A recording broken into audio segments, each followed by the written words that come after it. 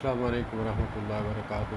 سر سونو شرما صاحب کا قیمتی جملہ وہ فرماتے ہیں کہ اگر کوئی مجھ سے پوچھے کہ پڑھنے کا بہترین طریقہ یعنی بہترین وقت کون سا ہے، وہ فرماتے ہیں کہ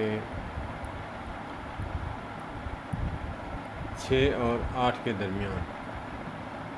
تو اسی کو لے کر میں بات آگے بڑھاؤں گا۔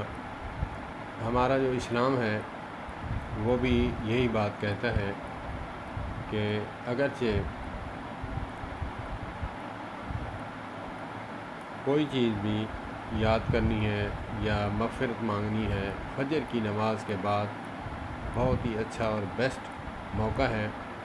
اسی لیے تو ہمارے مدارس کے جو قراء حضرات ہیں، علماء حضرات ہیں، فجر کے ٹائم بچوں کو قرآن پاک پڑھاتے ہیں۔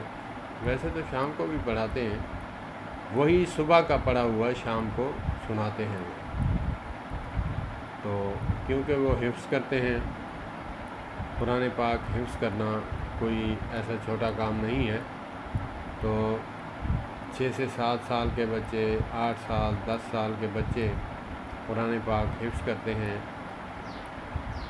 کوئی ایک پاؤ 10 لائنیں جو ہیں وہ استاد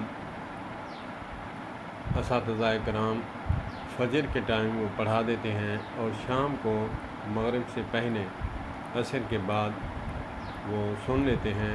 تو اسی ٹائم جو ہے وہ یاد کرتے ہیں۔ بہت ہی قیمتی وقت ہے۔ اللہ پاک ہمیں اس وقت میں اٹھنے کی توفیق عطا فرمائے۔ السلام علیکم ورحمۃ اللہ۔